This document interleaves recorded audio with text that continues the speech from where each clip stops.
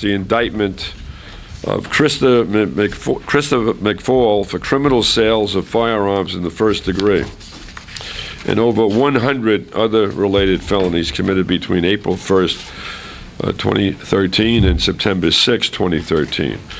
On 10 separate dates during that time period, McPhaul transported these 30 or so operable weapons from North Carolina to Brooklyn and sold them to an undercover officer assigned to the NYPD's Firearm Investigations Unit.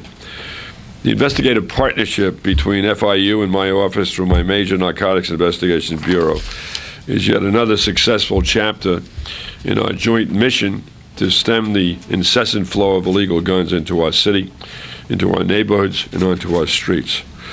McPhaul, who conducted business with his customers using the nickname Country, provided a convenient delivery service of firearms and ammunition in exchange for cash that was provided by the customer either at the time of delivery or through a wire service in advance of the delivery.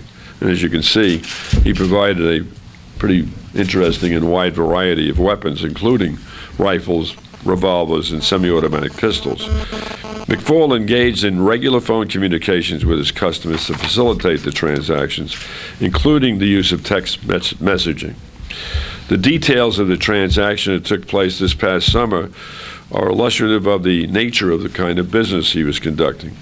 Contact between the defendant and the undercover officer began by a text message exchange that went from Country McPhaul advising the undercover officer that he had multiple weapons available for immediate purchase by, and he texted in code, "Have lots of toys for kids.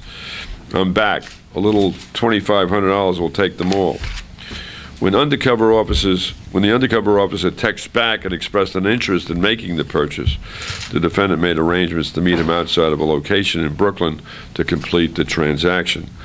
Later that afternoon, the defendant met the officer and sold him a .357 Magnum revolver, 2 9mm semi-automatic pistols, a .22 caliber pistol, 17 9mm rounds, and 30 .22 caliber rounds in exchange for $2,500 in pre-recorded buy money. Similar transactions took place on 9 additional dates in the summer and the early fall.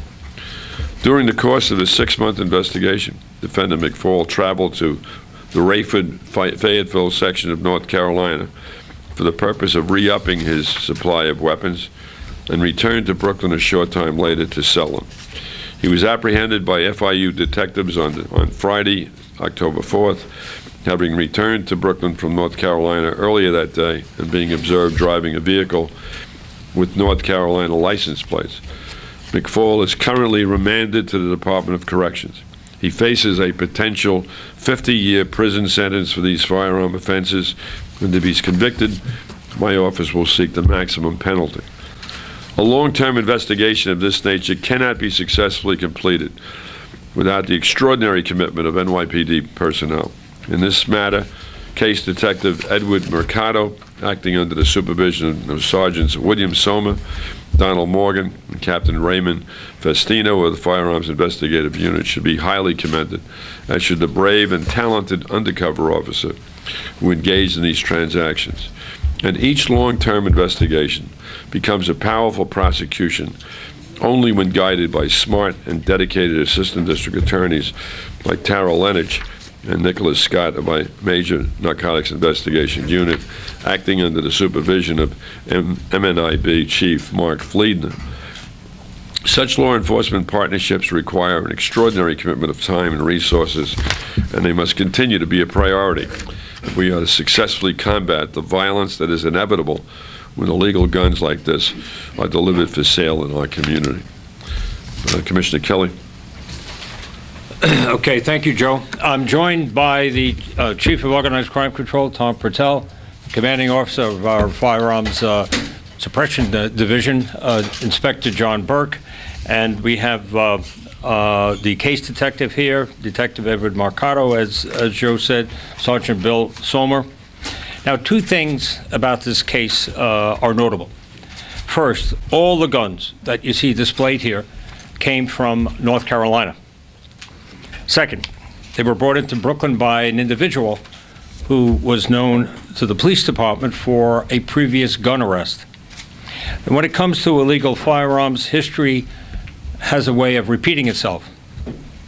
Last August at police headquarters, we announced the largest takedown of firearm traffickers in the city's history conducted by this unit, and the interception of more than 250 guns. The sources for all of these weapons in that case were North and South Carolina. The Carolinas are the second largest source after Virginia for crime guns ending up here in New York.